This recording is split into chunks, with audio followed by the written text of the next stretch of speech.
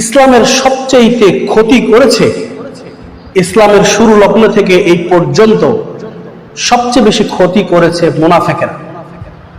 আর এই সমস্ত মুনাফিকদের লেবাস সেই সাধারণ লেবাস নয়।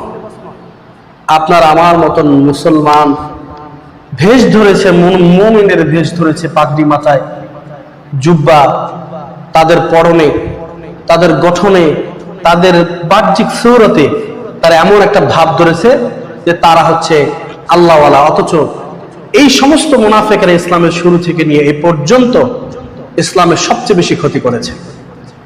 এবং তার দৃষ্টান্ত দেখেন আজ পর্যন্ত আছে না নাই? একজন আলেম আর একজন আলেমকে খোঁচাখুচি করতেছে, বিভিন্ন বিষয় বিভিন্ন পারপাসে তাদেরকে দেখা যাচ্ছে যে খোঁটা দিয়ে বা কটাক্ষমূলক শব্দ ব্যবহার করতেছে। অথচ এই সমস্ত আলেমদেরকে দেখলে মানুষ মনে করে কত বড় জানি আলেম, বয়ান করতে পারলেই কত বড় আলেম, কত বড় জাইয়িদা আলেম। কিন্তু তার ভিতরে তাকওয়ার কতটুকু অংশ আছে, সে কতটুকু মুত্তাকি, এই বিষয়ে মুসলমান উদাসীন। মুহতারাম হাজিরিন, দেখেন গোটা পৃথিবীতে বলেন তো দেখি, ইহুদি, নাসারা, খ্রিস্টান যারা আছে এদের সংখ্যাটা অনেক বেশি না মুসলমানের চেয়ে? এত বেশি ইহুদি, নাসারা, খ্রিস্টান, তাদের সংখ্যায় কিন্তু মুসলমানরা পৃথিবীতে সংখ্যালঘু। ঠিক, সমস্ত পৃথিবীর অর্থনীতি পরিচালনা করছে ইলুমিনাতি। এই ইলুমিনাতি সমস্ত ব্যাংকিং ব্যবস্থাকে ওরা পরিচালনা করছে। খ্রিস্টানরা পুরা পৃথিবীর রাজত্ব করতেছে ওরা। ইউরোপ আমেরিকার দিকে তাকান, উন্নত রাষ্ট্র, তাদের ডলারের মূল্য বাংলাদেশের, ওদের দেশের $1 বা $1 বাংলাদেশে, সেখানে এসে 115-20 টাকা হয়ে যাচ্ছে। তো এই অর্থনীতিটা পুরো পৃথিবীটাকে ওরা পরিচালনা করতেছে। ওরা যদি কোনো দেশের রাজাকে রাজা বলে নির্ধারণ করে তো তারাই রাজা হবে। তো দেখেন, এত অর্থনীতি পরিচালনা করার পর, পৃথিবী শাসন করার পর, সংখ্যালঘু মুসলমানকে কি তারা হত্যা করতে পারে না? তাদের কিন্তু সেই সক্ষমতা আছে, তাদের সেই পারমাণবিক অস্ত্রও কিন্তু আছে।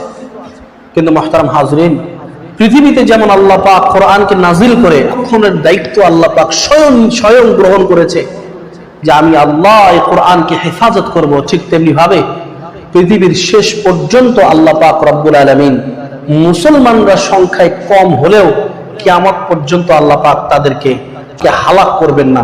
আলাইহিস সালাম, লূত আলাইহিস সালামের সম্প্রদায়কে আল্লাহ তাআলা ধ্বংস করে দিয়েছিল তাদের পাপের কারণে।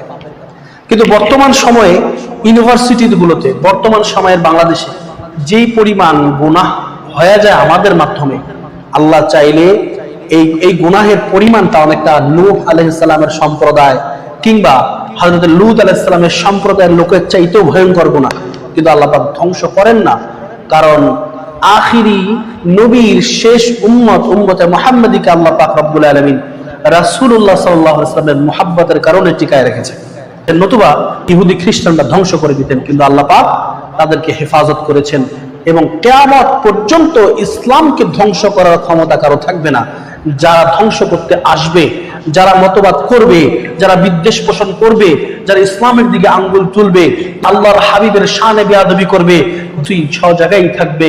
যারা ধর্মের বিদ্বেষী করবে তারাই যুগে যুগে ধ্বংস হয়েছে, ধ্বংস হয়ে যাবে। বলেন ঠিক না ঠিক?